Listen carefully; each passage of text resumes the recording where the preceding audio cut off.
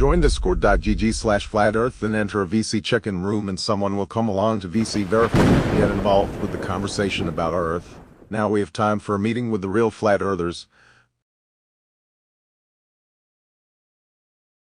The truth, for sure. But besides that, some people have these experiences and they might see Allah or Jesus or like if whatever their deity is, whatever their belief is, or they might see, say, their grandma passed or their brother or whatever the fuck.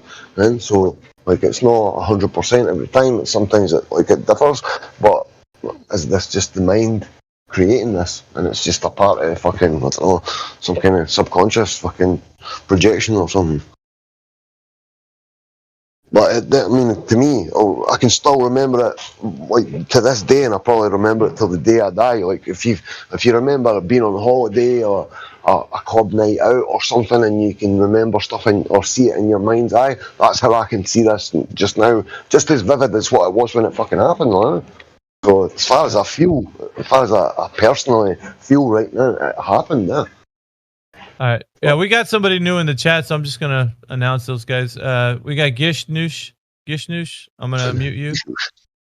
Welcome, Gishnishgu. Oh, hey man. How's it going? Good. It's really late for me. I'm all the way from Australia. I just came to listen to like on things. That's all. Australia. Yeah, man. Yeah. Damn. G'day. Is all the blood rushing to your head? We know you're upside down. Yeah, man. Of course. So, hey, real quick, because I know it's late. All right, I just don't want to miss out on the fact to just have you introduce.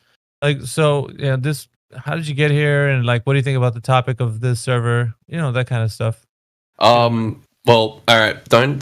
Please don't like shame me for this, but I am someone who thinks the world is a round object, of course. But I'm actually more interested in just kind of like learning. I want to know what you guys think. That's all. Like, I'm not because I don't. It's kind of like religion, right? I don't judge people for what people believe in, right? So like, I'm just kind of like listening. So I kind of find it more interesting, you know. Do we want to draw straws on this one? Because like, rock paper scissors. Rock paper scissors. Add one thing. I just add one thing because I'll go and try and find another customer. But I would just to correct you a little bit, bro. We don't believe that the Earth appears to be flat and stationary. That is in reality for everyone. Where vice versa, on the other sort of side of it, the globe story, that is a belief because we don't experience motion or any kind of curvature. So just if you say that to flat earthers, they will probably correct you. So that's all I wanted to say. But I'm going to find a cool, sweet. Yeah. So, well, well, it don't matter. I'm good. Like if you and Elijah want to draw straws on that. If I may say something small, I was just going to say that I commend you for being open-minded enough to join in a calm manner and not to attack people immediately. I find that it's just immature. That's all. Yeah. Yeah. So however, if you're just willing to be an open open mind and heard the other side. If you want, you can also argue some points against the other side if you hear them. And but this is the interesting thing because the thing is I can't really argue because I have no proof to prove if the world is round to begin with, right? So like that's why you gotta make this fun for us, man. You gotta put up a little resistance, bro. Well, it's not fun if you don't put resistance. There's two ways. There's two ways to go. I've got my friend in here. His name's Soggy Bunning Snacks. So check this out. He'll probably check this out. He's a little bit young, so we'll see how he goes. I appreciate that introduction. That's really sweet of you guys. Thanks. All right. So from this moment on, we're gonna do our best not to cut each other off. So if my voice is audible and I hear somebody else's voice, that's kind of disrespectful. A lot of people don't have table manners, but we try to, have proper etiquette here when we can, when there's not like 1,000 people in here. So if you're ignorant about, the topic and don't really know and you want to see what we think, well, then you need an education real quick on what, the globe claims and what you should expect if you did live on a globe. So we like talking about the scientific method. We like talking about math and geometry, and we most certainly don't like to ridicule people for what they believe or what they think. We just like to put the information on the table and let that talk. Does that sound good? Yeah, man. Yeah. All right, so Jedi, would you mind taking this actually? Because I'm out in the city right now. I'm trying to get me something to eat. Where would you like me to start for you, Elijah? Let's see. Thank you. You know what? You go ahead, or let the conversation go where it may. All right. So, what's my Australian friend's name? What's your name, mate? Gishnishgu, that is my name. Just call me Gish. Oh, It'll be easier. Yes. Yeah, no worries, man. So it must be interesting, right? In 2023, people still say that the Earth is flat. It's interesting, right? Especially when, I mean, you say that even though you can provide it, there is quote unquote lots of evidence, scientific evidence that the Earth is a ball, right? Yeah. Yeah. Would you say that there is scientific evidence for the shape of the Earth? I mean, if it's proved out there, then yeah, I guess. Well, see, maybe this is one of the tricks that they use to convince us that they've proven the shape of the Earth. Because I would turn around to you and say there couldn't be scientific evidence to support the shape of the Earth because science doesn't answer that question. Science deals with the cause of things, what caused that to happen, like a scientific experiment where you manipulate something and you see if what you think causes something to happen, causes it to happen. When you're talking about shapes, you observe them and measure them, don't you? Yeah, of course. Yeah. So there couldn't be any scientific experiment for the shape of the Earth, whether it was flat or whether it was a globe, right? Yeah, okay. Science doesn't answer that question. It's all about mathematics. Yeah. But I guess if we're given a model, say the Earth, with a radius value of 3,959 miles, then we should be able to work with the surface of the Earth and see and measure to see if it is curved or not, shouldn't we? Yeah, I agree with that one. Cool. And we're told that over 70% of the Earth's surface is water, right? Yeah, something like that, yeah. Yeah, and we know the natural physics of water. When it is contained, it's level on the surface, like your coffee cup in the morning, right? Yeah, of course. Everything's flat still. Yeah, exactly. So when we notice this coffee cup or bath or swimming pool or lake or ocean or sea, they appear to be level upon the surface. In actual fact, they reflect light from above like a perfectly flat mirrored surface, whether that be your coffee cup, your swimming pool, or the seaside that you go to or the beach, right? It's the same thing. Yeah, you're right about that one. Yeah, so that's just the observation. We see the Earth and it appears to be flat. Do you think you see curvature of the Earth? I agree with that. No, I agree with you. I've been to the beach plenty of times. I've seen it just flat. Yeah. So it's kind of like a base. I've just kind of just presumed like the world was just it's super big, like really large. Kind of like you zoomed in on like a little rubber ball and it's just like a straight line. That kind of thing. Yeah, but I understand that. That's actually smart. Yeah.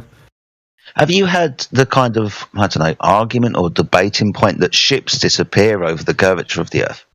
No, not really, no. As in, I'm standing at a beach and I can't see that anymore because the curve of the Earth is in the way, right? That type of thing.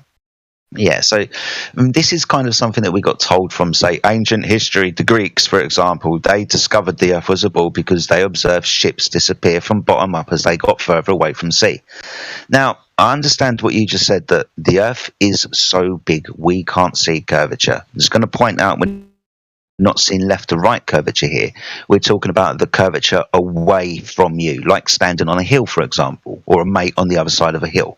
You understand that point, yeah? Yes. Cool. So when we're told the Earth is a ball with a radius of 3,959 miles, and we can use mathematical formula to figure out the surface of the Earth, we come up with two. One is there should be 8 inches per mile squared of curvature between point A and point B over the distance of the arc of the Earth. It's 8 inches per mile squared. Second of all, the physical geometric horizon, the thing that I said should be blocking your observation of boats and buildings at sea and so on, is 1.2 times the square root of the observer's height in feet. Now, me and everybody else are in this server because that 8 inches per mile squared and that 1.2 times the square root of the observer's height in feet, we don't observe or measure anywhere in practical reality. When we're making observation and measurements over distances of water, we do not measure any curvature. If a line's not curved, mate, what is it? Right. Yeah, it's flat, isn't it?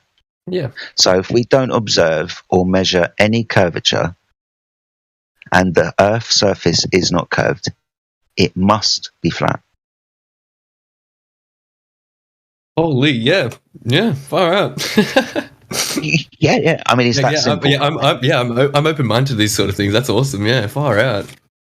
Yeah, I mean, we can go a lot further into this, but it's just where we start. We start by looking at the Earth. We don't observe any curvature. The surface of the Earth is primarily water, and that's flat then. Yeah, far out. Do you know what a triangle is? Not being facetious, but do you know what a triangle is? Yes, I do. A three-sided object. Yeah, three-sided object with three internal angles which must add up to 180 degrees, right? That's the one. Awesome. Can you have a triangle if one of those lines is curved? A triangle with a curved line? Yeah. What, a cone? Would you be able to measure an angle if one of those lines was curved? Probably not. No, you know what a protractor is, don't you? You find them in stationary sets at school, they measure angles. Yeah. If you were to put that protractor down on two lines and one of those lines was curved, you wouldn't be able to measure, say, 45 degrees, would you? No, probably not. No. Do you know what celestial navigation is? Or have you heard of navigating with the stars? Navigation with stars? Yeah, I've heard of that. Yeah, that was in the water. Yeah, so basically that is elevation angles. So you look up to, say, Polaris, and it is 45 degrees above the horizon using a glorified protractor known as a sextant. Now, see, the thing is, to use the glorified protractor known as a sextant and to use celestial navigation elevation angles, then the Earth's surface must be flat, because you can't measure angles if any, let alone one of those lines is curved, right? Yes. So, being as we've used celestial navigation for over 400 years, and the sextant's going to be pulled out when the GPS fails on the boat and in the captain's aircraft, he pulls the sextant out and measures angles to stars.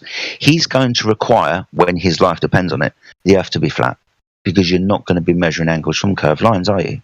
No, you're not. Absolutely. Do you notice any motion to the Earth? Not that I know of. Yeah, exactly. It's kind of ridiculous to say, isn't it? We don't see the Earth. Like thousands of kilometers an hour, whatever it is. Yeah. We don't notice or observe that anywhere, do we? The Earth does not act as if it was moving, right? Yeah. Right. So again, base action. We don't see curvature. We don't feel motion.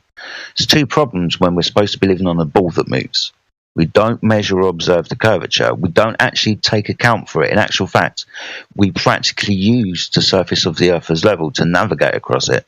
And this motion bit, well, we don't see it. We don't feel it. In actual fact, do you think that's ever been measured to be true? No idea, man. No idea. Yeah, right. But I mean, if you say that you lived on a ball, you probably believed these things to be true, but kind of got no idea. Yeah, exactly. And that's primarily 99% of us. We all believed it to be true, but when we look for the evidence, we can't fucking find it. They just say it. And then they give us images from, I don't know. Yeah, exactly. But they give us kind of like cartoon CGI images of the Earth from space, right? That's primarily what they do. Yeah. What would happen if I was to tell you that the vacuum of space doesn't exist? The vacuum of space doesn't exist? Yeah. All that up there, the stories that they tell you what's up there and in the sky, that's not true. Can't be true. It's a lie. It has to be. Yeah. You know, Jupiter is a giant ball of gas, right? Yep. Yeah. And it's sitting within the vacuum of space.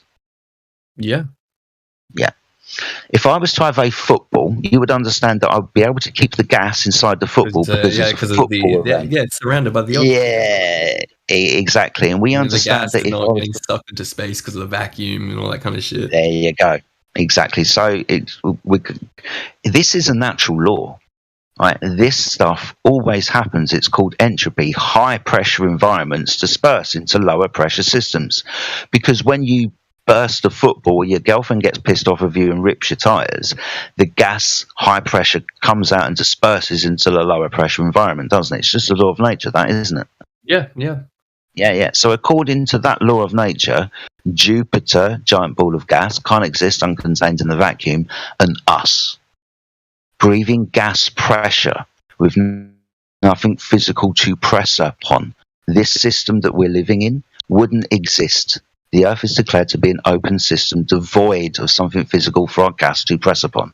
Therefore, we shouldn't have any gas pressure, and the gas would fill the space. Do you understand that? No, that makes total sense. So, with that making total sense, we just wave goodbye to every single story they've ever told us about space.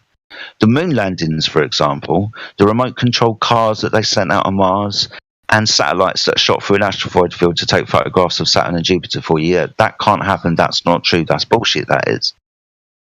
Because natural law applies on the Earth, and according to that, you can't have an open system with gas pressure in it. Yeah, far out. So yeah, that's why we say the things that we say, because there's no measurable curvature to the Earth, there's no measurable motion to the Earth, and the bit where they get all their evidence from might as well be called Narnia at this point, because it can't exist. Yeah, some things are just sounding stupid now. Yeah, exactly. But I've spoken for a long time, so if you've got any other questions, mate, I'm sure loads of people will be willing to answer them for you. No, actually, I got a few. So, what do you think was on the outside? Because obviously, I just picture like Antarctica at the bottom of the globe, right? Do you guys? It's an ice wall, right? Is that how it works? From what you guys perceive? Yeah. So, if we have an idea, and I can't claim this, mate, because I've never been to quite unquote Antarctica. No, it's just like an idea. Yeah. But some people think that if the Earth was flat, the continent of Antarctica, which used to sit on the bottom of the ball, would be the containers of the waters of the Earth. So the shoreline is the limitation of the waters, but how thick Antarctica was and what was possibly beyond Antarctica, no one knows. It's just a postulation to the containers of the waters of the Earth. The place we call Antarctica. Yeah, right. Now that was I got no more questions, man. That's it. Yeah. No, I got a question.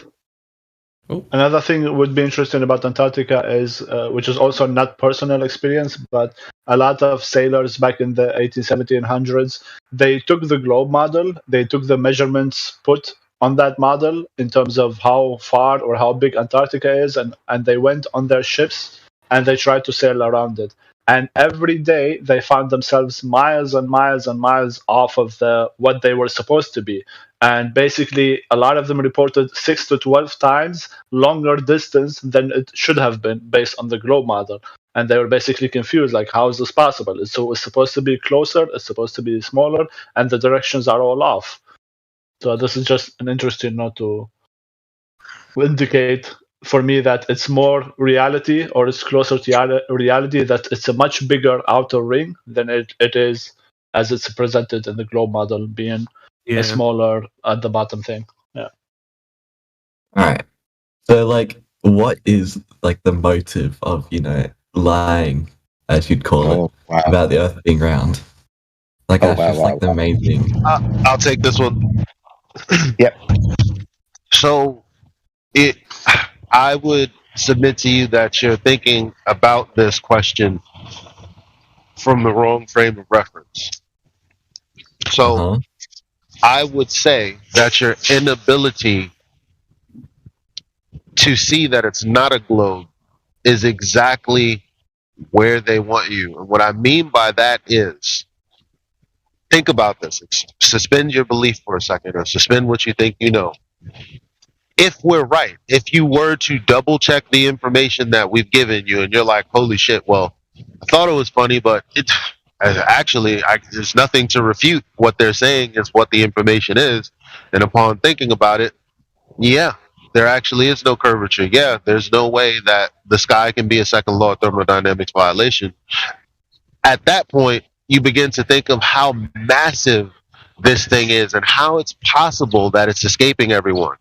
Well, at the same time, everyone is in the slave system. It's called a W-2 worker. Okay? Most people live paycheck to paycheck. Most people can only think about going back to work the next morning. So, all I'm saying is, when you don't know who you can become, how wealthy you can be, that you can have your own ideas, build businesses, and lift people out of poverty.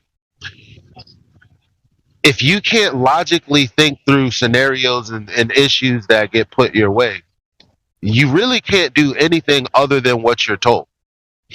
And so the result of that is people's inability to take reality for what it is, that being that the earth is not moving. Obviously, we don't observe any curvature, though they say it's moving, and though they say that there is curvature.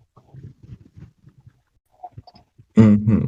Another way of looking at it I would recommend is if you see actual criminal investigations when somebody gets murdered, the first thing the good investigators who want to have the evidence and want the prosecutor to have an open shut case immediately, they do not go and interview people and try to find out why the murder happened. They go and try to find out who did the murder, where is the DNA evidence, how is this blood spatter on the wall is indicating how the person was hit or whatever.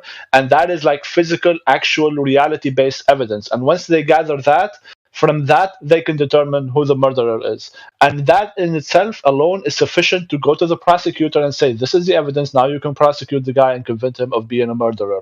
The icing on the cake that may or may not come, but that is not necessary in the court of law, which is, okay, we found out this is a murderer, let us ask him why in the interview. Let's say, why did you do the murder, why did you lie? But if he doesn't say, or if he keeps lying, or you never get the confession out of him, it doesn't matter. The evidence is there. The evidence is based on reality. So I can give you tons of answers of why, but all of them don't really matter. Only factual realities that you can measure in the real world matter. Rilo, what do you think about that? What's been told to you right now? Well, so you don't actually like have a massive clue of like why they're doing it. It's just like you have a but did you hear what Elijah and what Devley was saying? Why it's important to look at it in the perspective where you're investigating the evidence first, because if you're looking into the motive, what's going to happen? Let's just scenario wise, right? If we were to say, hey, yeah, they're doing it for this reason, a person who doesn't know any evidence is not going to give the reason that we are going to give them a chance to actually resonate with themselves. You're going to be like, nah, that's not it. And so you won't see it because you haven't seen the evidence first. Once you actually go through and research yourself, right, and you find out all the evidence, then when you come back to this question, anything that's proposed to you, be like, I could see that happening. That would be the case. You know, they could do it for power, for money, for hiding God or whatever.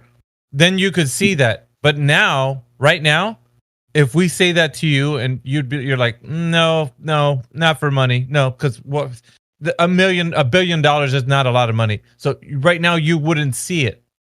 You have to actually investigate into the evidence. Once you build the case up and you know that there is something wrong, then it would resonate with you to tell you the motive, or at least talk about it anyway. Yeah, okay. I mean, like I've been in the Discord for a while, so like I understand like a bit of the things of the reason why the Earth is flat in a way, but yeah, okay, I know what you're saying. Yeah, like it, because people try to fill the void. They're trying to, but you haven't used the muscle imagination. As a matter of fact, if you read any book on wealth, the first thing they tell you is to learn how to use your imagination. Now, why the hell would a grown-ass person have to read a book that's prompting people to think about how to improve their ability to use their imagination? Because if your mind think it, your heart receive it, then it ends up in your hand. Okay? So let's go back to the whole why would they lie thing. No, before that, my bad. So the thing is, if you're trying to fill the void, you're never going to get there, because what we would have to do on a similar scale is replace the globe with some flat object that makes sense to you at least as much as all of the things that you've been told up to date about the globe. We would have to say, okay, this works like this works like this, blah, blah, blah, blah, blah. And for all you know, we could be fucking lying, but it makes perfect sense. Because regardless of what we say, where would the evidence be? Right? You're on Earth with us. You know, we're not doing, you know, deep excursions to the center of the Earth or going to the edge or going to the sky. We pretty much know just about as much as you do. The astrophysicist who came in here, who basically said that's the same position as an astronomer, he basically does the same shit we do. He has a telescope. I have Celestron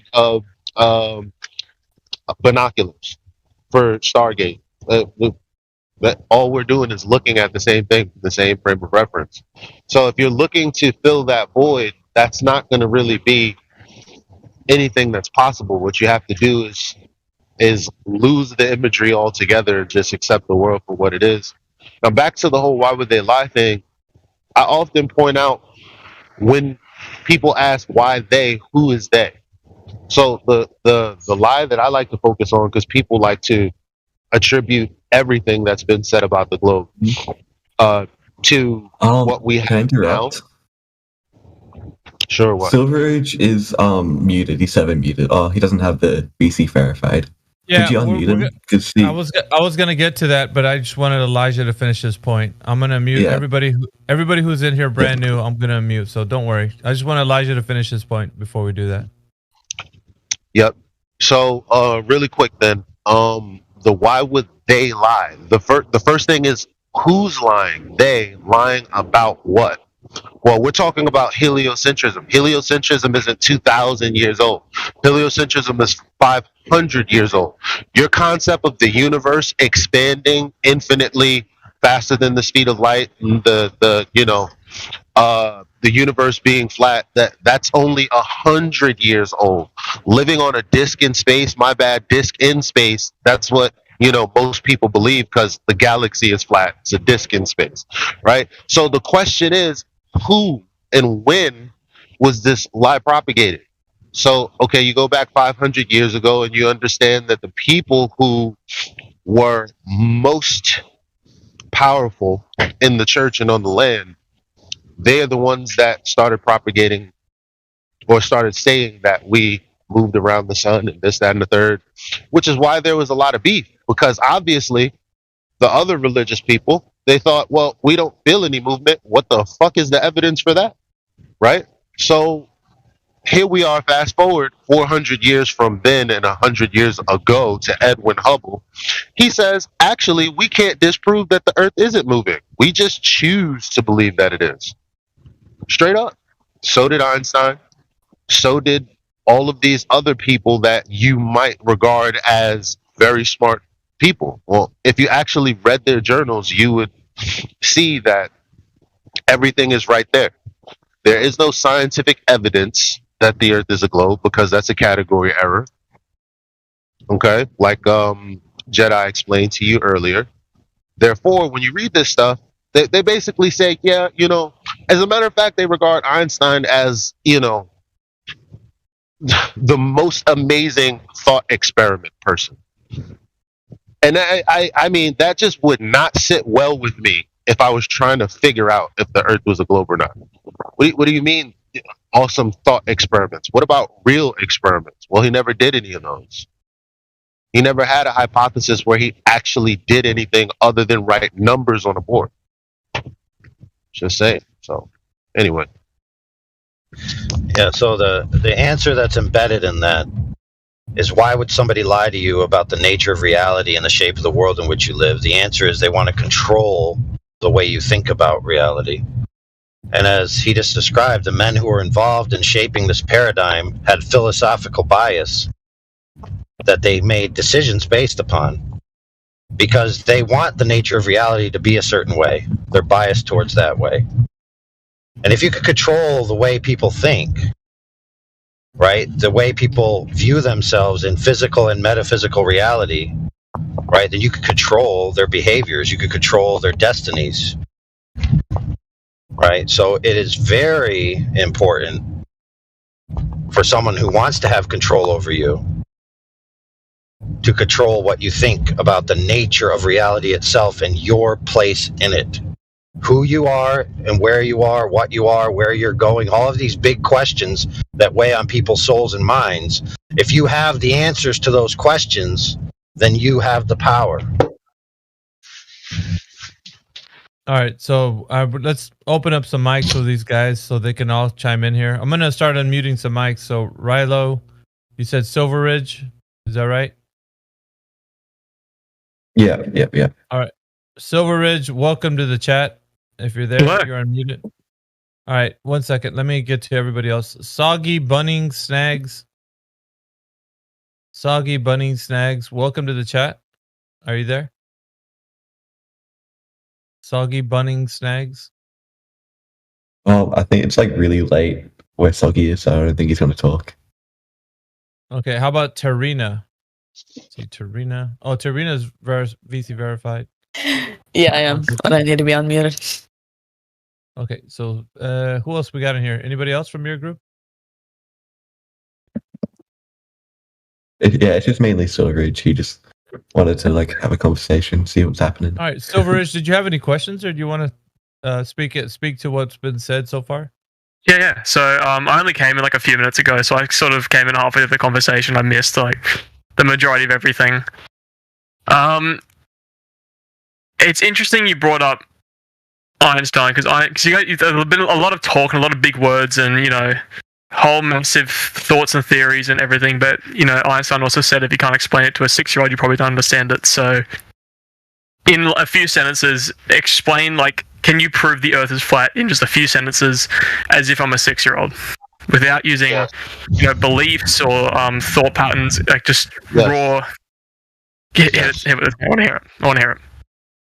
Okay, so we have. Okay, you said very simple. Yeah, like I said, are you oriented? Do you know what an orientation is? In what context? In the context that you're either vertical or off by that degree, whatever amount. I don't think a 6-year-old's going to understand that, so ignore that point and move on. Can you stand up straight? Well, technically yes. Do you know when you're standing on a hill or grade? Mm-hmm. Right. That's because the Earth has an orientation. Sphere doesn't have anything like that. The end. Okay. That's it? Yeah, I mean, you said in 6 seconds you want to go deeper. I mean, no, as if I'm a 6-year-old in a few sentences. Listen, dude. Yeah, it's very simple. A 6-year-old knows that. Out to the beach. I was just saying, a 6-year-old knows that he doesn't live on a globe unless he's been watching TV since he was a baby. He doesn't know anything about spinning. He doesn't know anything about a globe. He doesn't know anything. He just knows his existence, his reality. When he goes outside and he plays, that's what it is. That's true, by the way. Yeah. Also, another point: 6-year-old does not have the. Is it my internet or is his voice just cooked? Studies show. Yeah, you kind of break it up a little bit. Okay, cool. Okay, so the idea that you're having is hold on. The reason I'm able to his microphone real quick. This unless you're in a rush and you got to go somewhere, bro. Not in a huge rush. Okay, so you either want the extended proof or you want the quick proof. I can give him something quick as well. Mm-hmm. I'm just saying, don't debate the quick proof. And that's kind of not reasonable, right? Yeah, but I want to hear it. Devly Germany, go ahead. Let me give you the quick thing. Just to preface that, explaining something to a 6-year-old is kind of a pointless thing to say because a 6-year-old does not have the logical and critical thinking ability. They're just going to believe what they say. So let's pretend it's a 15-year-old or something. The quickest and easiest way to explain it is, if the Earth was globe, then at a certain point, you can have 2 points away from each other, and you stand at one point, and you're going to try to see the object at that other point. At a certain distance, that object should be under the curvature. But when you actually do real-world experiments, you are able to see that object, which proves that the premise of the Earth being a globe is false. Okay, so I live in Australia, and then England is on the other side of the globe. Hypothetically speaking, should I be able to see Big Ben by looking out my window? Do you know what angular resolution is? No. Yeah. Okay. So imagine you had. What's up? No, I was apologising. I interrupted you. Sorry, dude. I'm lagging. Oh, no worries. I didn't even hear you. So, okay, angular resolution is very simple for a 5-year-old to understand. Imagine a quarter, right? Or whatever currency coin you have, right? Yep. You can see it right in front of your face, right? Mm-hmm. Now imagine it was pushed out a mile away. Could you see it then? Practically no. Oh, wow. Exactly. So all objects have an angular size. Mm-hmm.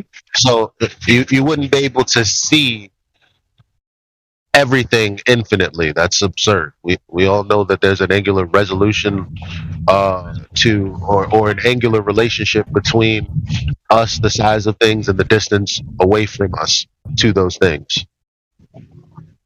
But even if you don't get that, so even if you don't get that, things are too far away for you to see. If you if you increase the distance of your observation, say 200 miles, you must remember that you're looking through 200 miles worth of atmosphere, right?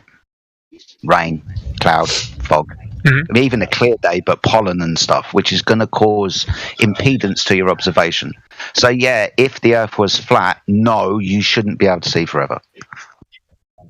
And this is why I got to bring up a point. Hold on. I got to bring up this point because we're speaking about 6-year-olds and youth. A child would never be so ignorant as to ask such a question. A child understands that they can't see forever. A child understands that they can't see through the air forever. They understand it because that's what they experienced, and they're not dishonest with their experience. A child would never say, "Why can't I just see forever?"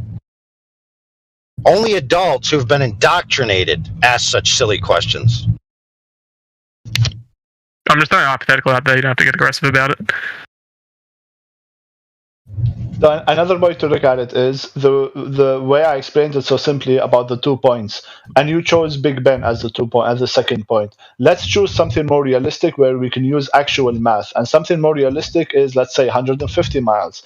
And when you choose 150 miles and you use a telescope, fairly good telescope, and you use the spherical geometry that is given by the globe Earth theory of what's the circumference of the Earth, you can calculate that something that is 150 miles away from you, how tall does that have to be for you to be able to see it? And it's around 4 or 3.8 miles high. So if we see an object which is 150 miles away, but that object itself is less than 3.8 miles high, that disproves any sort of curvature because we're able to see it even though it should be, mathematically speaking, under the curvature of the Earth. All right, before we go on, I just want to make sure for the new people, can you guys click on the text channel that's above the voice channel you're in?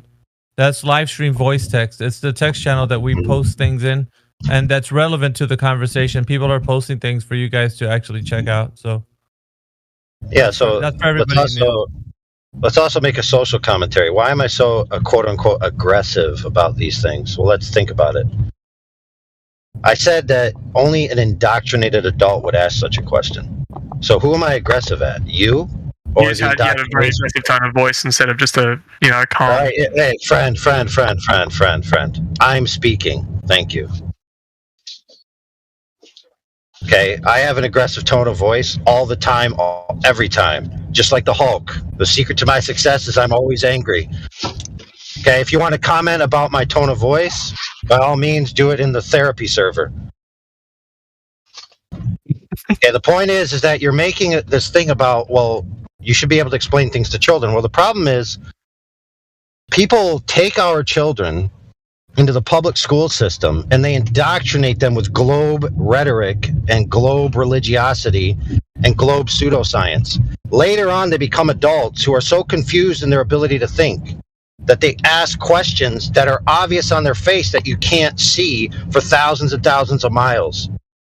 Nobody in their rational mind, divorced from the globe propaganda, would ever posit such an idea, because your entire life you've experienced the limitations to your viewpoint, the limitations of perspective, the limitations of the atmosphere, which precludes colors over distance. You see it when you go out and see mountains.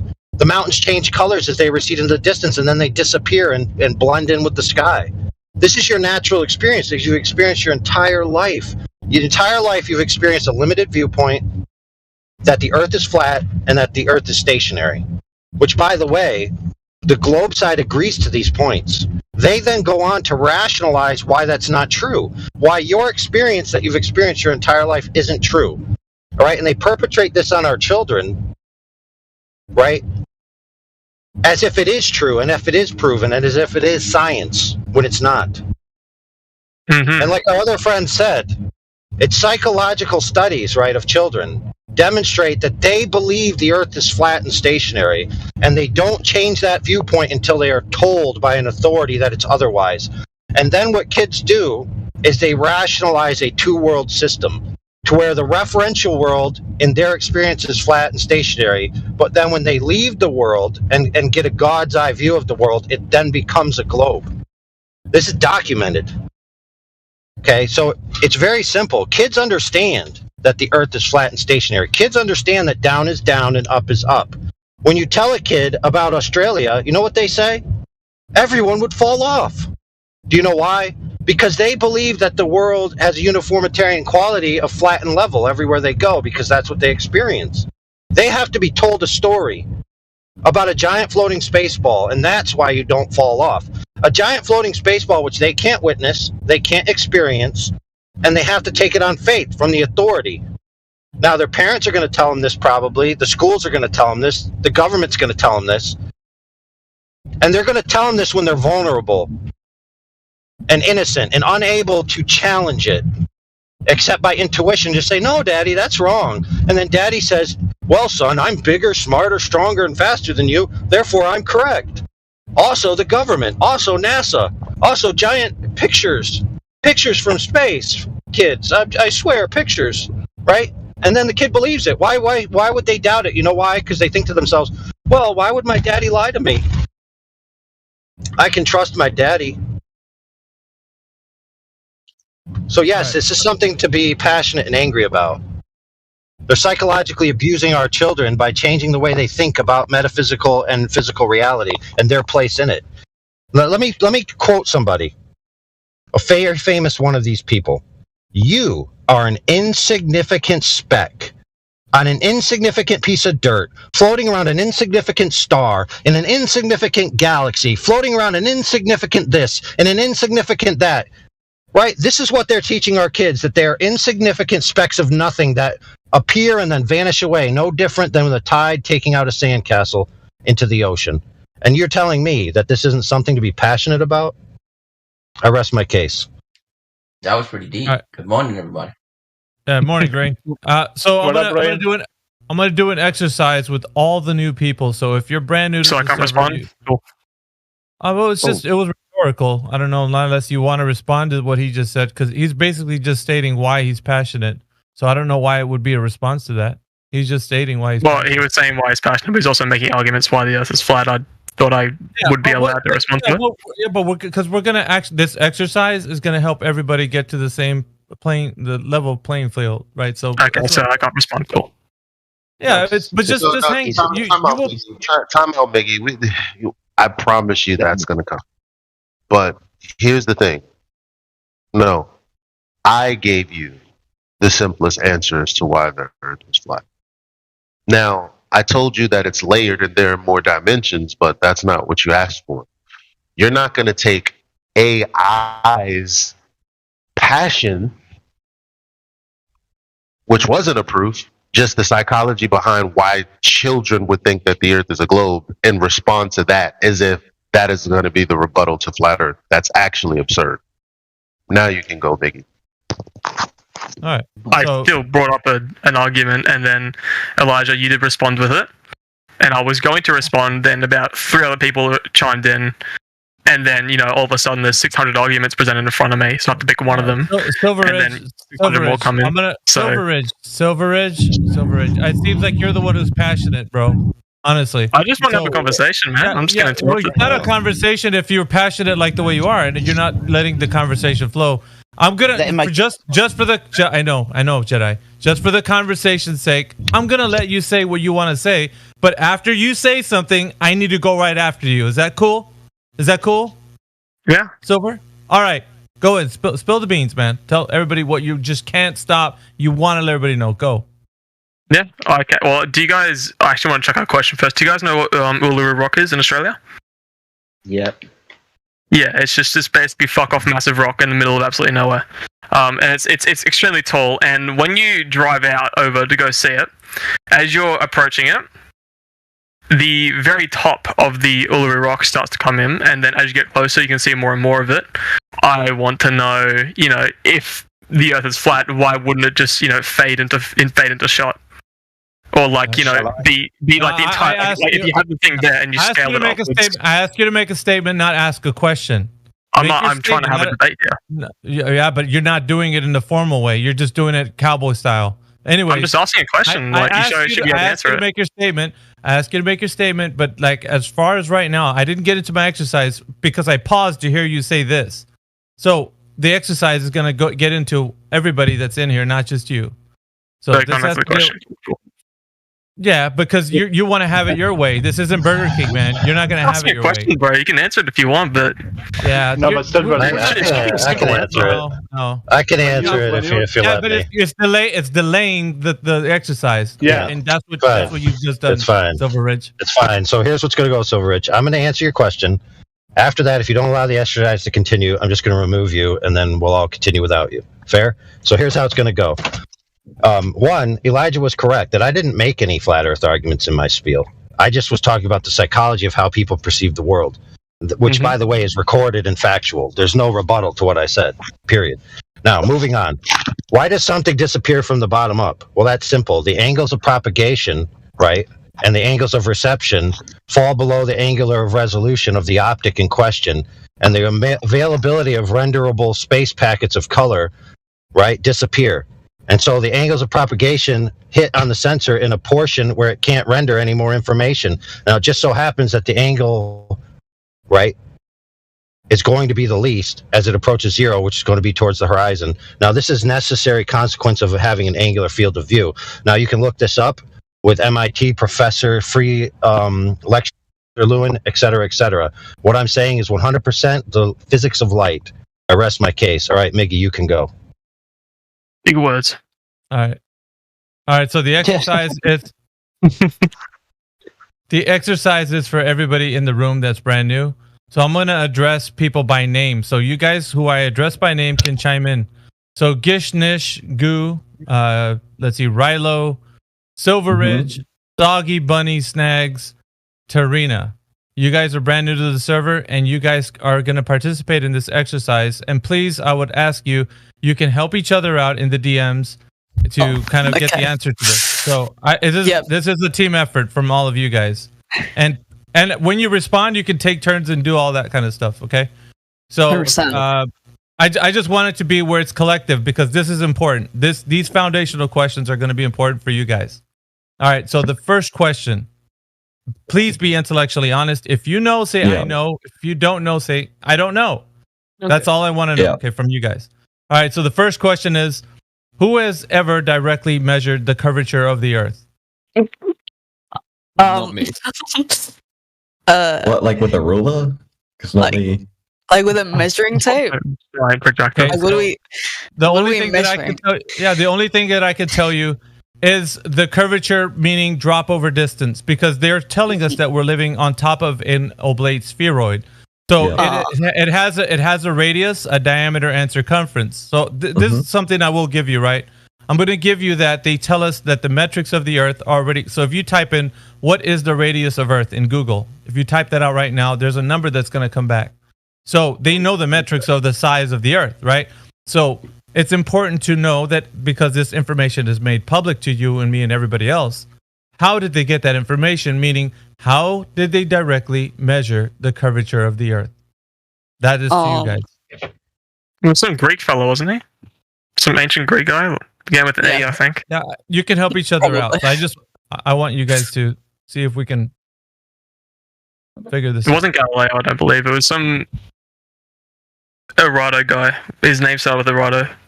Yeah, and remember, you can say I don't know. That's also possible. So yeah, no, I'll give you a short. I'm confident we're just saying I don't know. Yeah, I'll just say this. Yeah, it was just some. It was just some like Greek guy that just stuck two giant poles in two different cities and measured the difference of the shadow. Yeah, so I'll say this: if you do know, if you start saying, well, I know it's something and this and that, I'm going to ask you for hyper specific details on that information, and you need to know that hyper specific information. If you say you know, and if you say you don't know, if you say somebody out there figured it out, I don't know who, but I just believe somebody figured it out. I'll deal with that. That's fine. But so long as you say I don't know right now, I know you're intellectually honest, right? But if you say you know, then I'm going to ask you for specifics. So I'm giving you guys a chance. Who says that they know will tell me the specifics? Go ahead. I'm not a Greek historian, but I know that someone did, and I've looked into it before. I can't give you their genealogy, date of birth, where they were born, what they ate in 706. No, that's not what I'm asking for. That the specifics is who is directly. I'm going to state the question again. Who has directly measured the curvature of the Earth? And I'm going to need specifics like primary source, a citation, and a demonstration. So regarding that, if you know, say you know, and then I'm going to ask you for that. What I just asked for, or just say I don't know, and then we'll go to the next question because there's only three. Wait. So Mayhem. So you want to know who found this out directly? Who directly measured the curvature of the Earth, as in drop over distance, that conforms to the oblate spheroid that we're standing on. Well, I don't really know how to pronounce this guy's name, but this is meant to be the first guy to do it. Do you know the specifics? I'll put it in live stream. Right, but we're my God, I want to help him out. Eratosthenes or Eratosthenes. Jesus Christ, what's the method? Is what he's going to ask you next. Go on.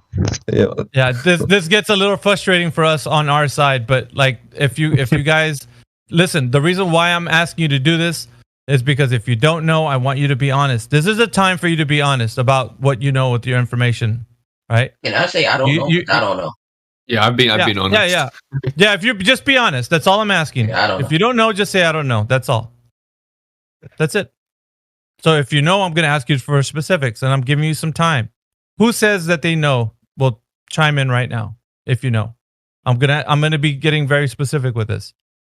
Well, you're limiting I know to Greek historians at this point, so I have a solid chance all of us going to say I don't know. No, I mean if you know, then it's easy for you to just say you know, then tell me the specifics. Oh, tell us what you're going to say. So does anybody know? Nope. No. We'll just go to the next one, yeah. Because I'm fine with me, but I just want a consensus before I move on that if everybody knows or they don't know. So we can go to the next question. I'll take silence as you don't know either. So if you don't chime in, yeah, we'll move on. Okay, going once, going twice. Move on. All right, we're moving on. Second question. Axial rotation of the spin of the Earth. They're telling us that the Earth is spinning on its axis at about 1,000 miles per hour at the equator. This is something that they're telling us, right? As far as like the Earth spin, right? So if that is the case, that the Earth is spinning on its axis, right? Yeah. How is it possible that it's ever been measured? So same as the first question, right? We're going to want to find out who has directly measured this axial rotation. So we're going to want to either people or persons, what device has been used, and then we're going to get into your baseline knowledge of how that's been extrapolated so we know for sure that the Earth is spinning on its axis. So again, open to you guys. Please find out how this has been done and either come up together with like somebody who's going to answer for this question. You guys, I'm going to kick it to you. So we can go with primary source, citation, and a demonstration. Just before, like, I need to understand the question better because I'm not a sciencey guy which understands terms. You're talking about like the tilt of like how the Earth is staying. Yeah, the tilt is well, what they're saying as far as like it being, according to the orientation facing the sun. But what I'm looking for is the actual movement that the sun is, or excuse me, that the Earth is spinning around, like it's it's spinning on its axis. That's what I'm looking for. Like who proved the Earth is spinning? Is that what you're asking? Correct. Primary source, citation, and a demonstration, please. Bro, I've got no idea. I'm gonna Google. Again, it's probably just some great. You're still limiting it to basically historians. Well, like, No. He's asking you for any point in history if you know who and how these things were demonstrated to be true. It's not a trick question. We're trying to figure out why you believe the things that you believe, and hopefully you've got some story or evidence or some background knowledge about it. We're just trying to find that out. It's not a trick question. No one's trying to fuck you over here, mate. Right. Exactly. Primary source, citation, demonstration. I'll take your silence as a concession that you don't know as well, but I will give you some time. I've been honestly. It's just I don't know. It's just kind of I'm just kind of stuck with things. It's how you like was saying before. Like it's kind of like what they showed. Children. I've just grown up like that. So that's why I can't prove anything. I was set up from the beginning. That's why I'm very open-minded. Yeah, it's all good here, but like I want to give everybody enough time to think about it and answer if they want to. So I'm not going to just move on and just say that you guys don't know. I want you to think about it. And so given this time to actually think about it, because you should know, like snap your fingers, one up off the dome, man. This should just be coming to you because these are the basic fundamentals of the Earth being a globe. Right? Yeah. First, we went to curvature. Second is axial rotation that's spinning on its axis. So if we don't have any answer, or nobody's going to chime in right now, I'm going to move off to the third question. Before we move on, because the thing is that none of us will know, because I don't think, well, I haven't personally done much research on the Earth at all. I've just been in the server for a while, and then I guess we just came to see what's going on. But because none of us will actually know. Rilo, it's all good. It's all good. I don't care. To me, it doesn't matter where you come from, how long you've been here. None of that matters to me. The only thing that matters is if you know the answer to this question or not. That's the only thing I care about. I don't care what your seniority is or whatever. That doesn't matter to me. If you can answer the question, then please answer it. If you cannot, then you don't know. Pretty simple. That's what I'm saying, because none of us actually do know who came up with these things. Let's not use a broad brush here, Rilo, because you're speaking for the group. If you're doing that, none of us are going to know. Oh, that's fine. All right. So if that's the case, I've given enough time. Okay. So let's move off to the third question. We'll say that you guys don't know on that second question. The third one is going to be probably where I feel like there's going to be a little resistance here. Third question. So we're going to talk about the vacuum of space being adjacent. Just let me get through the question. Being adjacent to the pressure air that we are breathing right now. I know they're telling us that on the surface we're breathing around 14 psi, and that the vacuum of space is said to be adjacent to this pressure air that we breathe. Well, in every instance of natural law is stated with entropy, right? High pressure moves to low pressure. Hot moves to cold. It's just the way entropy is. It's a natural law. So in every instance of gas pressure that we see here on Earth, it needs to be contained. So if you want to have pressure in a tire, you put air in a tire. You put air in a metal bottle. You can put it's pressurized. And when you release the air in any of the places that we put air pressure in, with this pressurized systems that you can have, the air rushes out into any and all directions. It doesn't matter how it's done. High pressure always moves to the low pressure, always. This is the law of gas pressure, right? We always see this happening. That never not is that, right? So the question is going to be this. If we're living in an open system, like the Earth being a globe, where matter and energy can exchange, how is it possible to have gas pressure without a container? Well, that's because gravity exists, doesn't it? Yeah, I'll let everybody come in. I'll let everybody come in here if they want to join in with you on that point. Would you guys agree with Silveridge, or does anybody else have another? I was going to say the only thing that I can say about like the air being concealed is from the atmosphere. That's all I can say. Yeah, the whole reason the atmosphere exists is because gravity exists. Air is like on the voice crack. Air is stuff. It's not a lack of stuff. There's stuff in the air. The stuff that has matter is in the air. And That's not the question. He's asking not for a story. He's asking for a physical demonstration. So we get that you can say, I don't know, gravity might be, or the atmosphere, which is the gas, is containing itself. We want a demonstration of a violation of natural law. That's what we're asking for. Do you understand that? A violation of natural law. Have you a demonstration for this violation of natural law? Not a story, a demonstration. Yeah, I'm just answering the question, explaining myself. Yeah, sure. It doesn't matter what the answer is, Silveridge, or anybody that's going to ask or answer this question. Doesn't matter what the answer is. So long as your answer can be supported by, like Jedi is saying, a demonstration. So it doesn't matter the answer, because I'll let you guys answer whatever you want, so long as a demonstration can precede that. So does everybody agree with Silveridge that gravity would be the answer? I'm asking this to the group of new people. Yeah. Gishnishgu, maybe Grain, if you want to jump in. I got no idea anymore, man. I'm twisted up and all this shit. I'll try to put my input on this. Sure. Here's how I view the air, right? Think of it like a trampoline. But if you have something heavy, like a bowling ball on a trampoline, and you have like sand is the air. Like it's all going to be sucked in where the bowling ball is. It's all going to move its way, say, around that area. This is how I'd perceive it.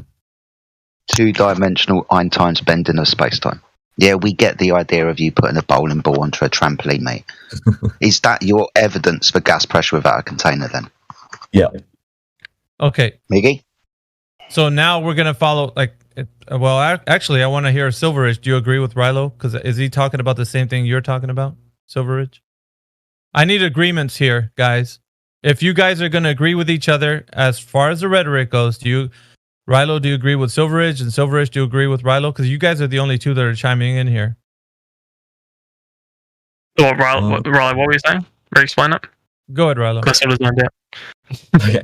I was saying that if we talk about a trampoline and we say a bowling ball is the earth, and then we have sand and that is the air, and I'm saying that would it all sucks into the bigger mass or the heavier thing. That's kind of how gravity works with the air.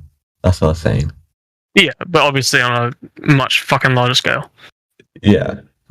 Yeah. So you guys are in agreement with each other? Same idea, yeah. All right, so now let's move into the demonstration part of it, because this is basically what you've been taught or told. So now we're going to go from just saying something to now demonstrating it.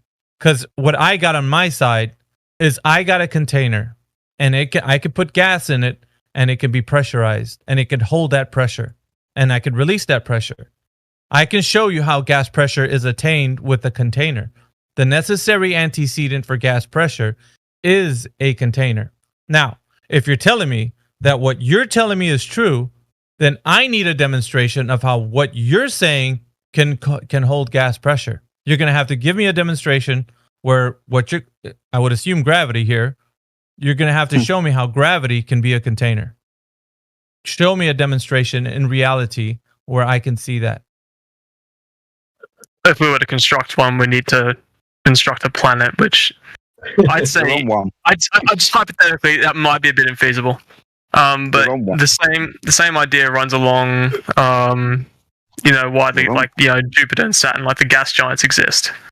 Why don't they just dissipate into nothing? Sorry. Remember my example? Yeah. I'm using a container. I can show you a Coke bottle, or I can show you a tire. I can show you something that actually shows what a container is for gas pressure. Now, I'm showing you a demonstration of how I can physically show you a container with gas pressure inside, and but you can't show me something that shows gravity being a container, because you're saying it needs to be the size of a planet. And I'm telling you, that's not how gas pressure works, my friend.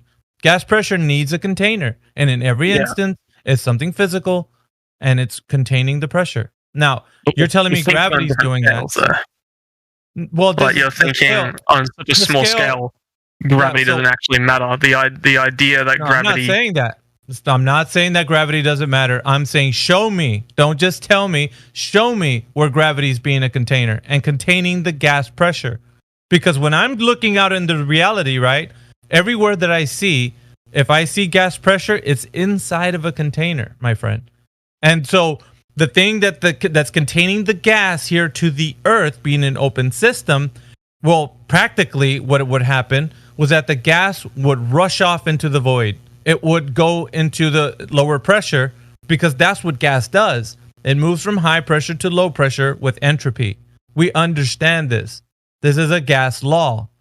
So you're telling me gravity is the container. Now, I need to see how gravity contains the gas. Now, you need to have a demonstration for me so that I can see this. Because I can show you the opposite of a container holding gas pressure. So he's already you're telling me... Sorry. Yeah. He's already admitted he can't, though, because he said that he needs to make another planet. So within that concession, you must understand, gentlemen, that you can't demonstrate this, right? Can you? Yeah, you don't. Well, yeah, practically speaking, no, you can't. But that doesn't mean that it's not true. Okay. No. Okay, let me ask you this. If you're gonna claim, if you're gonna say we need... Sorry. Thank you. Apologies. Thank you. Yeah, no problem. Because obviously we could be here for another 10, 20, 30 minutes, but we just want to get to the answer that you can't demonstrate your claim. That's right, isn't it? You can't demonstrate it, no? Practically speaking, no. But that does, again, that does not mean that it's not true. There's no caveat to that. Yeah. There's either you can demonstrate it or not. That's no caveat. And we can, and if you want to get to your caveat, we can answer your caveat after you say that you can't demonstrate this. We'll get to your caveat after, but this is taking a long time, mate. So quickly, you can't demonstrate your claim, can you? All right. Well, let's hear what you guys have to say. Okay, so let me summarize. And I've given this to the group. I want you guys to actually answer. So don't ever say that was not fair to you guys. I gave you enough time. So the summarization is just simply this. I asked you for the evidence of the Earth's curvature. None was given. I asked you evidence for the Earth spinning on its axis. None was given. I asked you for how the space vacuum is even feasible in practical sense, and none was given. So what we have here, the Earth being a globe spinning in the vacuum of space, is just a belief that you have. For all this time that you thought of the Earth, it's just a belief. It is not something that's truly known in reality. Thank you. No, it's more because you asked for evidence that we can't actually provide. You put restrictions on the evidence in such a way that we couldn't actually answer the questions, and you're skewering that into answering your own argument. Sorry. No, I didn't. Dude, it is just basic science. Dude, my friend, hold on, it's not basic science. This isn't science. Right, so the first... an observation of a natural phenomena and elucidation of a cause and effect relationship. Of the Earth. Stick 2 sticks in the middle of the Earth and see how the shadows split. Done. Dude. Don't happen on Earth. Hold on, Jedi. Hold on. No. I'm doing a little bit of talking. I'm only doing moderation. And I said it when I first started. I'm going to say it again. Control your mic, or I'll control it for you. You don't need to speak over Jedi. He will answer all of the comments, questions, and concerns that you have. Don't interrupt us, and we won't interrupt you. Period. So, thank you. That sounds like something I'd be saying. None of the questions that Miggy asked you were scientific, especially the first two. Right? The radius of the Earth is a direct measurement and observation. It's not science. It's not a hypothesis test where we elucidate the cause of a phenomena. That's what science is. But which bit did you want to talk about? Because you seem to think that you weren't given enough leeway. We gave you all of history and anybody that you wanted to point out to give you the evidence for the radius, motion of the Earth, or gas pressure without a container. What's limited in that? What was limited? Nice, good question. No, so the point that I'm trying to make is that we have it's simple facts that is just it's widely accepted regardless of how prominent the flat Earth theory is. But you're asking us to give you, like you said, it was what guy who did it, demonstration, and other shit.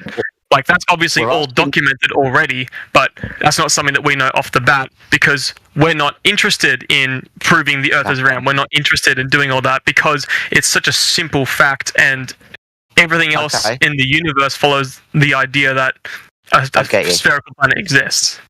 And there's no reason to assume that planet Earth is any different. Like, a water droplet is spherical. It's not a flat disk. It's like every planet in the solar system, stars, gas giants, they're all spherical. It's just, it's stupid to like assume that Earth is just a flat disk in the middle. Before you keep saying it's stupid and the globe Earth is easily proven because of facts, you got to remember that we've asked you for those facts. We've asked you for the direct measurement of the curvature of the Earth. We've asked you for the direct measurement of the motion of the Earth, and we've asked you for a direct demonstration of gas pressure without a container. We've actually asked you for the proof of the claim that the Earth is a ball in motion in space. That's what we've asked you. And you said... no, that's fine, because that's the problem that we were all in. We all took this for granted. Somebody at some point had proven the Earth to be a ball. I don't know how or why, but I see it on TV now because it's a fact. We're asking for proof of that fact. In actual fact, when we go and ask the question, where is the evidence for the Earth being a ball in motion in the vacuum of space, there isn't any apart from the images on TV. There is no direct measurement of the curvature of the Earth. There is no direct measurement of the motion of the Earth, and you can't have gas pressure without a container. That's the problem that we've got. You seem to believe in stories. Biggie Mayhem has pointed out that you, like everybody else, me included 8 years ago, just had a belief that we couldn't verify through first-hand knowledge. First-hand knowledge kind of trumps everything, right? Yeah, it should. That's all we're pointing out, Silver. You could keep continuing to think the Earth is a globe, but it's just a belief, my friend. That's all you have. You don't have physical evidence, demonstration, or a way that you can have a method to show that it actually is a globe. It's just a belief, my friend. That's all it is. Yeah, but the point that I'm trying to make is that we shouldn't be the one to give you the evidence because, like, you know, we're not scientists. We're not giga geniuses. None of you guys as well. You guys, I unless you guys have PhDs, don't be a bigot. Don't just stop right there. Everything you said up until this point is fair and reasonable. Do not begin being a bigot. You have no fucking idea who we are in here. What credentials we have. Don't do that. That's all I'm saying. It's very simple. Now, I'm willing to go back into gravity with you. So is Jedi. So is everyone in here. We're willing to allow you to go. First of all, if the tenets, if that Miggy, pointed out, if there was any truth or validation, like you said, you should know it, but the scientists know it. You can just Google it. Like, it's not. Didn't you tell me that Einstein said if you couldn't explain it to a 6-year-old, then it's not possible? Well, if it's that simple, then all three answers should be Googleable, and they should be logically sound, reasonable, and come with an example, a real-world example, not a thought experiment. Do you agree? Or they are, yes. You just got to Google it. I know. So if we do that now, and you come to find that what you thought you knew isn't what you thought you knew, are you going to accept that? If you can display me irrefutable evidence that completely disproves everything on the other side has to say, then I'll believe you. I will understand. You're asking me for evidence. I'm asking you. We're not going to disprove. Listen, you're telling us to disprove Narnia. We got to disprove the fact that Middle Earth exists. We got to disprove the fact that a made-up fictional story exists, dude. Come on, dude. That's so, how are you telling us to disprove something that does not exist in reality? That's what we're asking. Then I'm trying to ask you to prove something that doesn't exist in reality. Okay, this does. Hang on. You're asking us to. Your entire argument is based on. Hang on, let me finish. You're asking us to disprove something that you yourself and every scientist that you can search on Google has no proof of. Do you understand the conundrum? There is no proof for the globe that you're asking us to disprove. Yep. Yeah, but then your entire argument is built on. Slow down. Yes. If there's no evidence of curvature anywhere, then obviously it's not that. That's why I spoke about the orientation thing, but let's not get into that. Stop arguing with us, fam. We're telling you, sure, you believe it's a globe. Sure, you believe that there's information online that would totally disrupt this entire process. We are openly inviting you to do so. Why are you arguing about it instead of trying to put the cards on the table? There are two of you, goddamn. Two of you. Go do some Googling. We're here. It's 24/7 live stream. We'll be here all day. We're here now. I'm just saying that your entire argument is based on the fact that we can't. I'm going to mute you and stop just saying, because I heard you. You didn't hear any claim that we've made. So you can't talk about what our argument isn't. We didn't give you one. We asked you what your evidence for what you believe is. That is not synonymous with our argument against. We didn't even get to that point. That's what I'm fucking trying to get you to get to, right? And I'm like, okay, so let's get to it then. Get to Googling, and we'll deal with it one problem at a time. So stop teetering on the edge of being a bigot, and sit down with us, have a conversation, and let's figure this stuff out together. If you don't want to do that, then my friend, I don't know what else to tell you. Where do you want to begin? I'm just trying to speak my mind. I'm just getting interrupted, so I guess I just can't. Fine. No, you can. I'm not shouting for you, bruv. I asked you a question. No, you're not. You're actually being very polite. It's just more it's half of everyone else's. All right, well, disregard everybody else. You're kind of asking us, well, what's your proof of the flat Earth, right? Yeah, so you guys are asking, you gave me 3 questions about, proof Earth is round, and everything that I'm hearing is pretty much, we believe the Earth is flat because you can't prove the Earth is round. It's proof, yeah. Like, what's it called? It's proof by something. It's like, I forgot the exact word for it. That's very disingenuous. You literally asked a question to explain our proof of flat Earth in a simple sentence, and I actually gave you, and Elijah gave you, like very simple couple of sentences about the 2 points that are distance apart from each other, and where you stand at one point, and that other point is so far that the objects on it should be below the curvature, but you still can do experiments where you can see that. That is, we actually gave you proof. You ignored that. Okay, so, well, Elijah's proof is an anecdotal proof. The fucking orientation shit. That's You're just a liar. You're a liar. It's an axiom. Sorry, but go ahead. It is an axiom, though. I didn't give you anything other than an axiom. Google what an axiom is. You can't tell me that there isn't. Go ahead, John. Sorry, we're all running out. So. Yeah, I know. So I'm trying to calm him down and stop him getting close to that bigot line, right, that you keep pointing out. I'm trying to be gentle with him for now because he's been patient.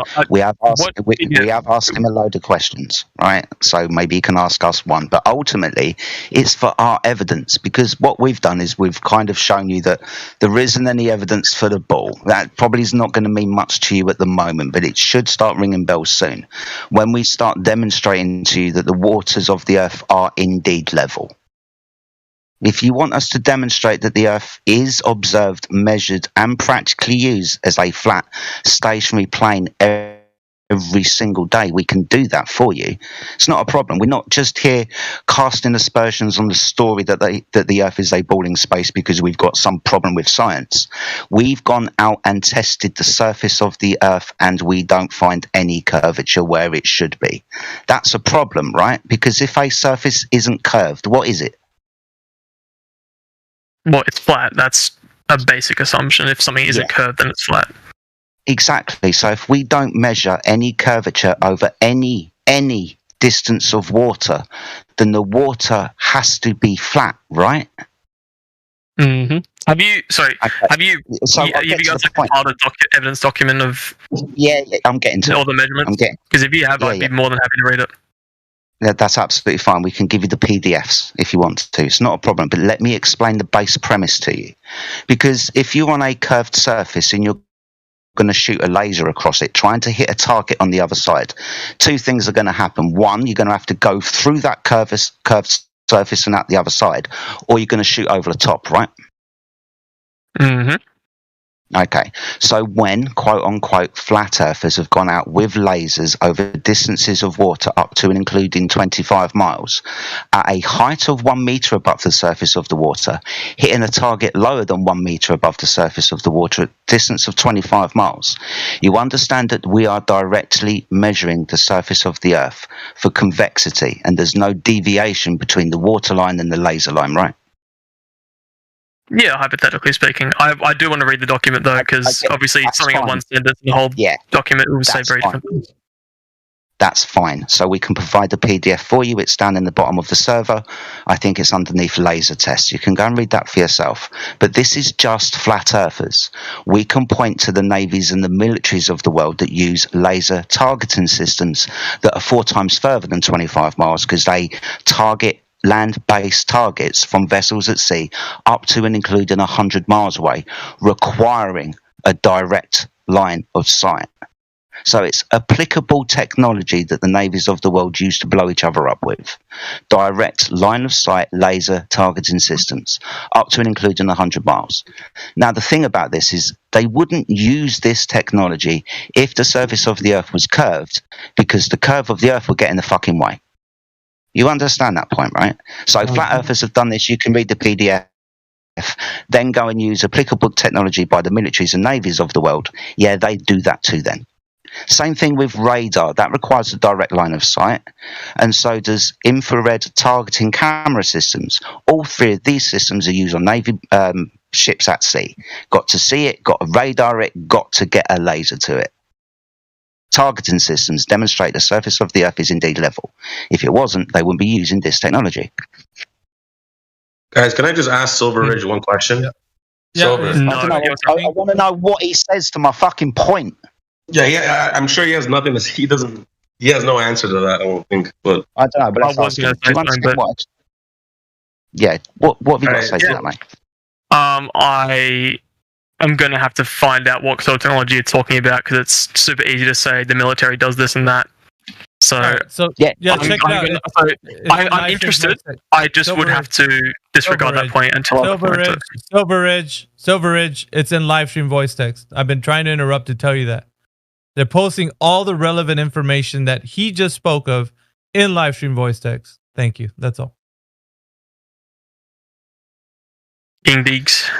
Silver, yeah, I just wanted to ask you something real quick. So, like, we all got taught about the globe Earth in school and whatnot, right? So, I just wanted to ask you, like, besides the teachers and besides repeating what teachers have taught you and saying that, like, basically, have you made any observations of any curvature? Have you done any experiments to prove to yourself that you're on a spinning ball flying through space, or is just everything you're saying, is it just all hearsay? Yeah, personally, so I live in the coast, so I know you guys probably get this argument tens of trillions of times a day, but I just can't see a flat Earth explaining why all the coal ships that go out to sea go bottom first and then seem to curve all the way around the top. I've mentioned Uluru Rock before, great place as well. If you go over there. Sorry, mate, you were the guy who brought up Ayers Rock about half hour ago, weren't you? Yeah. Why can't we see the bottom of Ayers Rock? Now, we get, like you said, get this all the time. Why can't we see the bottom of boats? You didn't understand what AI said to you, did you? Would you like me to explain it to you again? I heard what you said. Yeah, would you like me to explain it? Just explain it. Would you like me to? Yeah. So, for example, me and you are on a flat surface and I've got a brick. I walk away from you with the brick and I put the brick on the floor and I start kicking it further away. Eventually, you're going to lose the ability to resolve the brick, right? It's going to be too small for you to see, yeah? Mm-hmm. Yep. Okay. What would happen if I built a wall? Would you eventually start to see the wall? Would you maybe see a cathedral if I built a cathedral? Now, what do you think is going to happen, mate? Well, you're going to be able to see it. Yeah, exactly. But remember, Yeah, so you're at the same distance, but I've built a wall and then I've built a cathedral, but you can only resolve the tallness of the wall and the top of the cathedral, remembering that you lost the ability to resolve the first brick on the floor because it was too small for you to see. What AI was pointing out earlier is we see everything in angles, and eventually things with distance are going to be too small to see because they enter an angle that your eye can't resolve. This is why things appear to disappear from the bottom up on a surface, because the angle starts at the surface. So it's hard for you to resolve things on a surface at distance because the angle is too small. But if I was to build a fucking cathedral, guess what you're going to see? You're going to see the top of that cathedral until you start walking closer and closer to it, and then your eye has the ability to resolve all the angles on that cathedral. You might not be able to see the doorbell yet. You got to get a little bit closer. So that's why things appear to disappear from the bottom up on a surface. We can demonstrate this to you if you want. What channel would that be? I'm assuming you guys have already done the research on that shit. Live stream voice text always, dude. Just go there. If you want, I can give you an example of a demonstration that you yourself can see in everyday life. Let's assume you live on a bowl, and on the bowl, from the globe theory, is that 2 points, if they are close enough, they might as well be unmeasured as a straight line. So let's take 500 meters of a street, a very good street which has street lights on it. And you know for a fact all the street lights are the same light, are the same height. They are just spread apart over those 500 meters at a distance. And you're standing at the front of the street. And you know for the fact that 500 meters is 100% a straight line. But when you look at the street and you start looking at the street lights, the first light, you're going to see all of it. The second light, you're going to see all of it. The light number 20 or 30, you're going to start not only seeing the top of the light, but the bottom is going to be disappearing. So that demonstrates what he just told you. You don't even have to believe him. That is a demonstration. You know it's a 100% straight line, the street. You know the lights are all of equal height, yet the laws of perspective and how your eye works is preventing you from seeing the bottom of the last street light. It's pretty simple. There's examples in live stream voice text for you. They've been posting them there. If you like, I've been saying this for like eight times now. This is good, Miggy. This is fine. No, it's good. Go in live stream voice text because I've forgotten the claim that he's making, and it's interesting. Yeah. My friend, why can't you see the bottom of Ayers Rock? Do you think? Why can't you see the bottom of that distant island when you're at sea? Do you think? What's stopping you see it? Why don't you think I can? Oh, come on, mate. I'm having an honest conversation. You know that. But I want to hear what you have to say. Well, in your idea, you are going to turn around to me and say, I can't see the bottom of Ayers Rock because the curvature of the Earth is in the way, right? Mm-hmm. Awesome. So that's a physical geometric claim. That horizon must be 1.2 times the square root of the observer's height in feet away from you. So, for example, if we know the size of the Earth, which we are told that we do, 3,959 miles, then the geometric horizon must be a mathematical calculation away from you if you're standing on that curved surface. Would you agree to that? Mm-hmm. Awesome stuff. Can somebody post a black swan image for me in live stream voice text? So you understand that the mathematical calculation that I gave you is, I'll repeat it for you, 1.2 times the square root of the observer's height in feet. Now, can you go into live stream voice text and tell me when you see the observation or the picture of 2 oil rigs? Let me know when you see it, please, mate. Oh, shit, that one, yeah. Yeah, awesome stuff. So, thank you, my friend. If the Earth is a ball with a radius of 3,959 miles, then every horizon distance must be no more than 1.2 times the square root of the observer's height in feet. Now, this observation is taken, so we can keep the math simple, at 1 foot above the surface of the water. Mm-hmm. So the square root of 1 is 1. What's 1 times 1.225, my friend? Would be 1.225.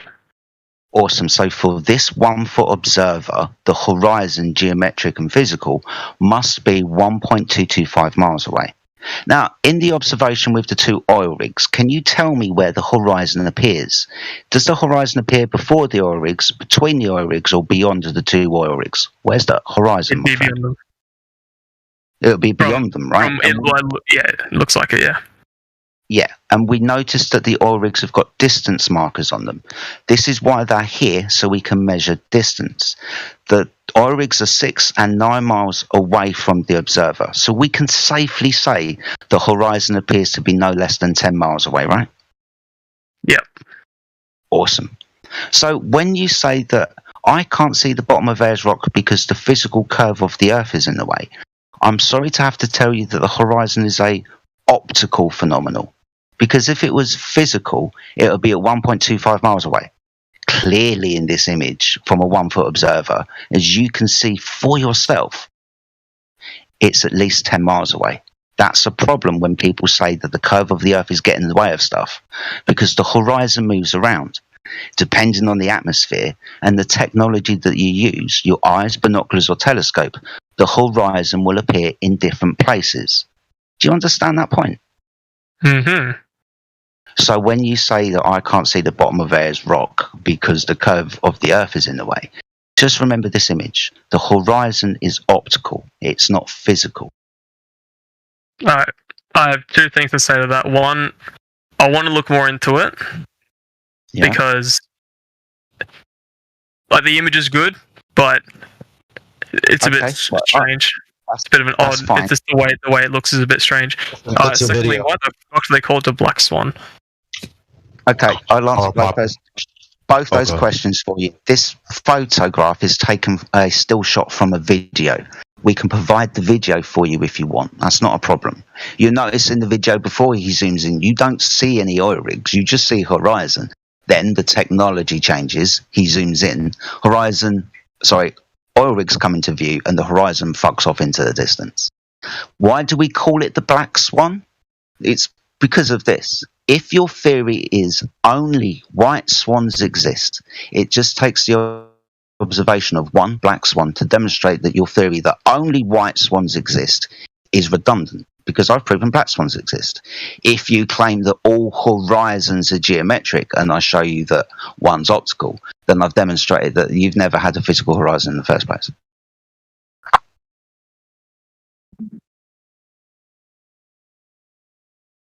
Do you understand this? Yeah, so I'm just going to go real quick.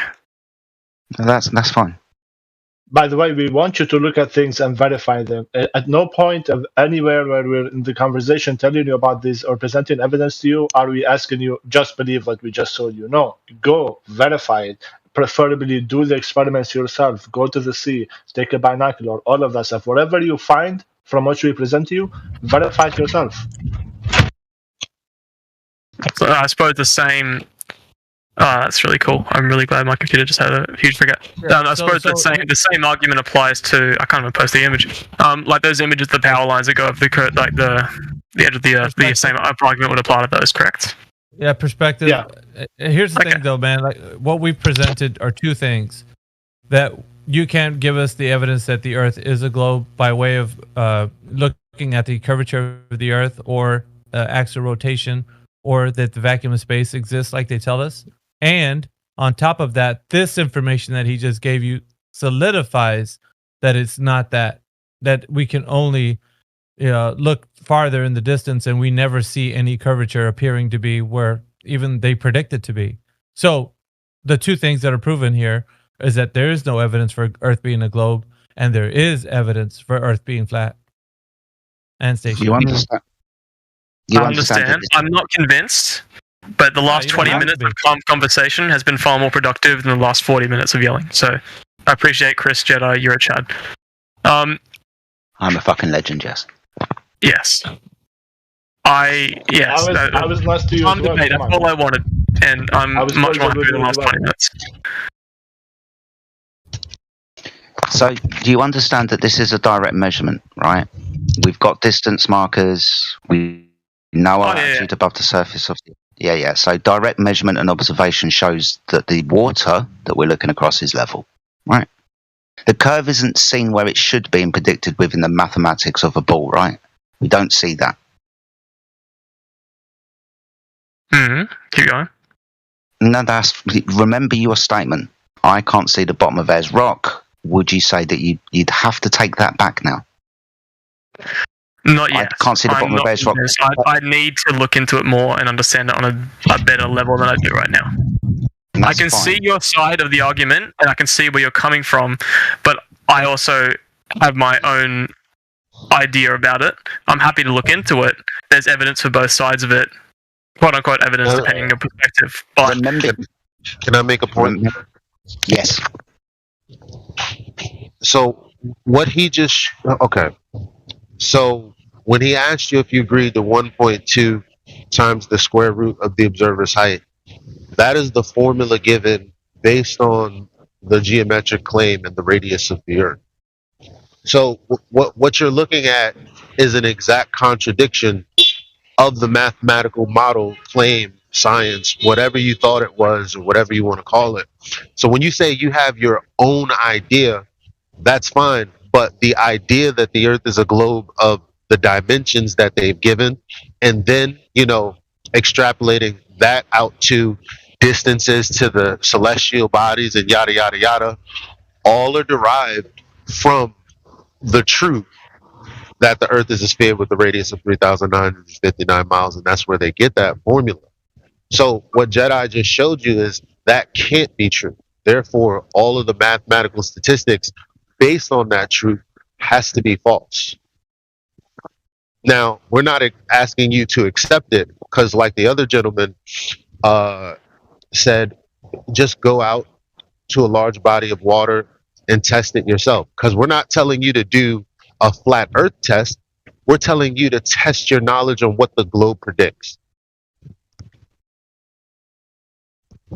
Yeah, easy.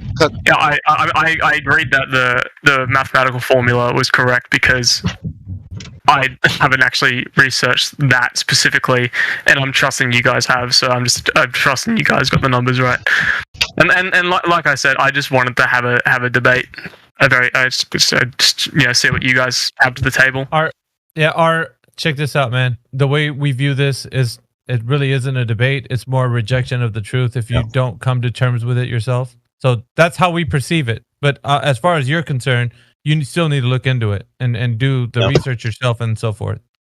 All right. So speaking of that, let's talk about experiential in the field observations that children can understand. Before we do that, no. Somebody already said before, dude. No, you can't before, but the other before. No. I just want to go to bed. I just want to say good night to you guys. That's all. All right, fair. Then this is how you do that. Hey, bros, good night, and then you leave. That's how that works. Very simple. Oh, my bad. I'm new here. I said no. AI, he was the cooler dude. Yeah, much love, brother. Thank you for coming. So I shouldn't move down. All right, fair. Bye, guys. Okay, hugs and kisses. Bye. Fuck off. Just go. Oh. All right, go ahead, AI. The guy you were, I guess, going to talk to, he's actually still here. The one that with the 6-year-old, he's still here. So you want to be mad at him? Go ahead. Yeah. So let's talk about things children can understand and experiences and observations, right? So I know this for a fact because I did this with my child, and the people here can testify to that. They've seen the videos. So when he was about 7 or 8, I took him to a small lake. Observation point, 333 meter distance. Right? If you do the math out based on the alleged curve of the Earth, there's no appreciable curvature in that distance that could block anything of substance. We're talking about less than an inch of alleged curvature. Right? So this hump that's supposed to block things and cut the bottoms off things wouldn't cut anything off, right? But we go there and we can see the bottom of the kayaker disappear all the way up to his paddle and his head on some days. And the target across the lake, which is attached to a pier in a fixed point, that disappears also from the bottom up 9 times out of 10. Right? But it also disappears from the top down, and it also disappears from the sides in. But let's focus on the bottom up, because I had my child witness this with his own 2 eyes.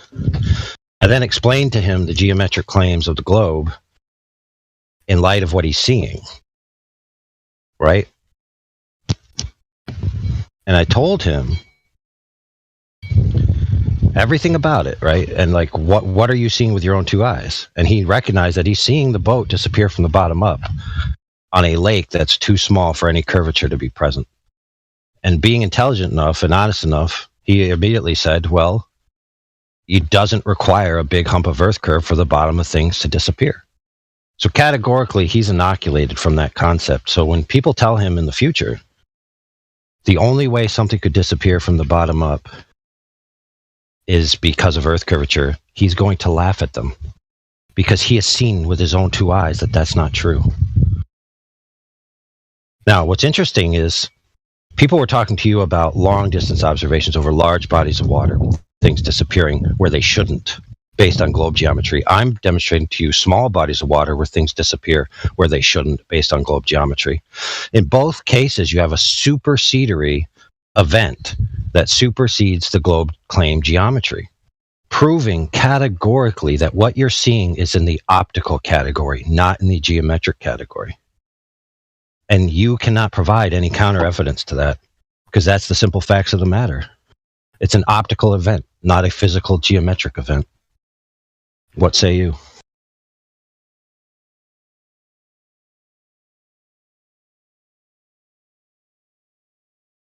Done silence, I guess. AI. Oh shit! You guys still talking to me? I thought we were finished. Oh my god! I'm being dead serious. I thought we finished like ages ago. My bad. I'm sorry. Ages ago. I'm just gonna say 100% agree with you. No arguments. Move on.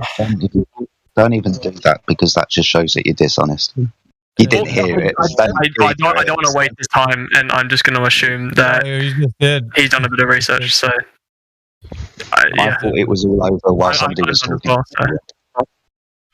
Well, I mean, to be fair, he's not wrong. He just conceded that what we see is optical effects. That's necessarily the case. How could it be otherwise? To not concede to that would be ridiculous on its face. It would be incoherent. It would be illogical. It would be anti-reality. What else can you do but concede that point? There's no other argument to be made. No one can claim that they see geometry. You see optically. Yeah. So I can understand because there is something called cognitive dissonance, and I can understand that, you know, when what you know to be true is met by a contradiction, it isn't always easy to accept it. We're not even asking you to accept it. We're asking you to do what actually you think should be done. And actually, I give you kudos because you're saying, I can't accept this. I want to look into this deeper. I need to think about this. I take you guys word for it for now, but I obviously have to look into this shit. And that's what we encourage people to do. Because we're not a bunch of priests here telling you to believe us because we said so. You know? So appreciate you for, you know, wanting to look into things for yourself and having a bit of skepticism because, you know, honestly, lack of skepticism is how we got here in the first place.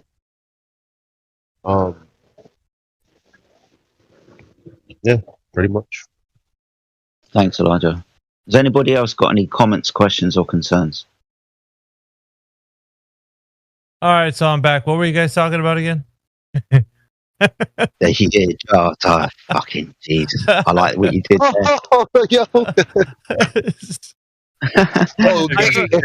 Were you guys talking? Right there, I was like, yo. Were you guys talking? I mean, did somebody say something important? I didn't know if you were talking to me or not. Sorry.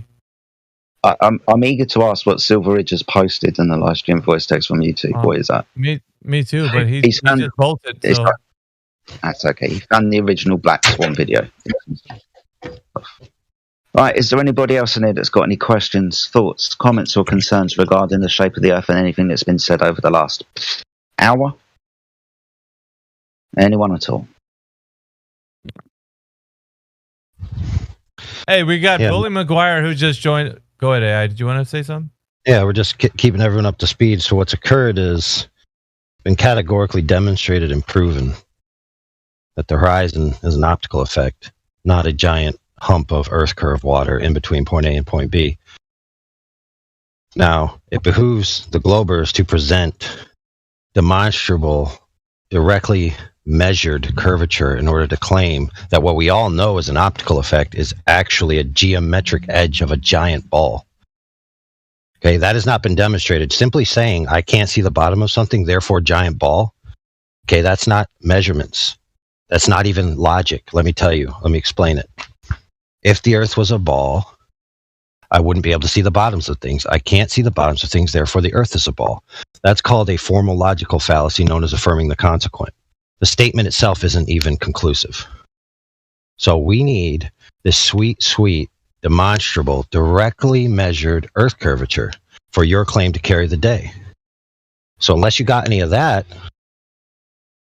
I don't know what more I could do for you. I'm sorry. I just came back again. What's going on again? I just sorry. It's just been the theme with these guys, man. Like every time we say something profound, they just it just rubs me to no end, man. How are you gonna say that, man? Like you're in this chat, having a chat, and you're like, "Oh, were you talking to me?"